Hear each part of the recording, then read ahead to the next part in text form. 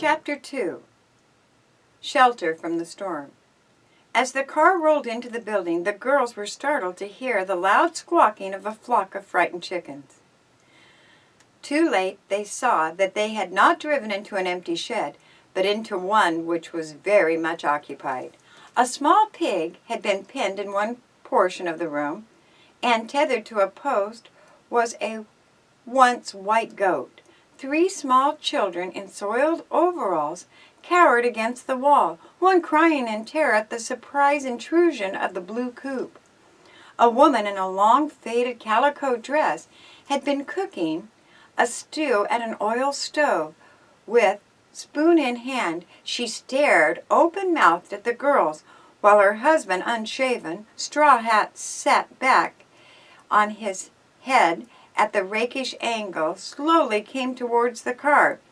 "Mercy!" Louise exclaimed under her breath. "Imagine a family living in a place like this."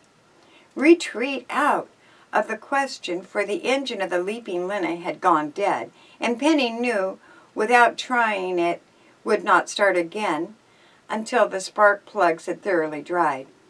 "I surely am sorry to have driven right into your home," she apologized to the man who came over to the running board. "We never dreamed anyone was living here." The ill-kept man gazed at her quizzically, and a half-apologetic grin spread over his face as he replied in a drawl, "This ain't really our home. We just been squatting here since we lost our boat." "Well, at least you have a roof over your head," Penny replied, "and that's not to be sneezed at in the rain like this." The storm gave point to her words as the wind whipped around the building, making it creak in every one of its ancient joints. "It's a right smart downpour," the man acknowledged casually.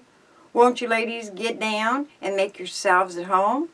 Though I reckon them cushions feel softer than whereabouts we got to set." Penny assured him that they would be glad to accept his hospitality, and the 3 girls climbed from the coop, soon to be confronted by the entire Gates family. There was Ma Gates, from behind whose wide skirt the heads of 2 little Gates peered fearsomely, Jed, who might have been 10 or 12, and old Joe Gates, the father, variously known as Rusty Gates and Mudcat Joe. "We're river people," the man informed, "and we're plumb off of our beat a-livin' in a cow barn. We ain't naturally that kind of folk." "What happened?" Penny asked. "Where did you formerly live?" "On the old Houseboat," Mudcat Joe replied, jerking a scrawny finger towards the rear of the shed. "The river runs right along back of this building." "Do you work on the Cobalt?" Penny inquired. "Work?" Joe repeated. "No, ma'am. We lived on the river in a houseboat, but we think some bad men stole it." This later contribution came from Jed, the oldest boy, who now ventured forth. "Yep, Jed is right," his father said. "We had the slick little shanty boat that ever stuck on a sandbar. We tied her to the bank over there to do some trading. When we got back, all we had left was a raft. Someone had cut the rope and gone off downriver with our boat. So we moved in here, us and the pigs and the chickens." "Pigs on a houseboat?" Louise said, unable to hide her astonishment. "I never heard of that before." "Oh, us river folks have all pigs. That is, all except them that's too shiftless or ornery to put them up. But we packed 'em around on the raft, not right in where we lived." "But how do you live in a place like this?" Penny insisted. "Why, there isn't even a place to cook." "That's where you're wrong," Mudcat Joe said proudly. "Jenny showed 'em your cooking truck." Mrs. Gates led the way to the back of the shed, pointing to a rusty old iron cook stove whose pipe protruded from a large hole in a low roof. She draws like a house afire, Joe announced. Ain't it so, Jenny? It ain't bad, Jenny said, in a speech which was long for her. Jenny is the best corn pone baker on the river, Joe added, and her catfish, she bakes 'em so that they melt in a man's mouth. When we can get 'em, Jenny remarked. We ain't had much victuals since the River Queen was stolen. Mudcat Joe was rueful. You can't catch many fish from the shore, and the hens don't lay good when they ain't on the river. And the kids in the nigh naked, Jenny added, her face troubled. Yep, their clothes was all on the boat, Joe agreed. Time is bad, but I allows I'll build up another boat right soon if the skunk that took the queen don't bring her back. There's right smart timber in this here shed. As Mudcat Joe spoke, he ran an appraising eye over the dilapidated shelter above his head. Today it was only a shed. Tomorrow it might be a brand new shanty boat, housing in comparative comfort Jenny and Joe and their little brood. Louise and Laura watched for a chance to excuse themselves and climb back into the coop, waiting for the rain to cease. Penny preferred to talk with Jed and the two smaller children. Petey and Susie. She noted the articles of clothing which they had needed and made up in her mind that she would try to find suitable garments for them after she returned home. Mudcat Joe proudly offered her the one good chair in the room, which he explained had come floating on down the river only that morning. He chatted at great length about the River Queen, telling her how he had searched everywhere along the shore for the missing houseboat, but had been unable to find a trace of it. What does your boat look like? Penny inquired curiously. Oh, there ain't another like her, Mudcat Joe answered. She looks like a pretty little box a-settin' on a raft. She has a smoke pipe a-comin' out of her middle that ain't painted green, and her sides is covered with tar paper. Inside she has 2 rooms, the settin' and the sleepin' rooms, and the eatin' room. The settin' room is papered real pretty with sheets we took out of the mail order book. There was petunias growing in a box on the porch, added Jenny. That boat sure was a daisy, Mudcat Joe sighed. Best on the river, but she's done vanished. In a short while the sun peeped out between the 2 scudding thunderheads. The rain fell in fitful splatters and finally stopped altogether. The girls decided to continue their journey. Penny stepped on the starter and gave a sigh of relief when the leaping Lena decided to run.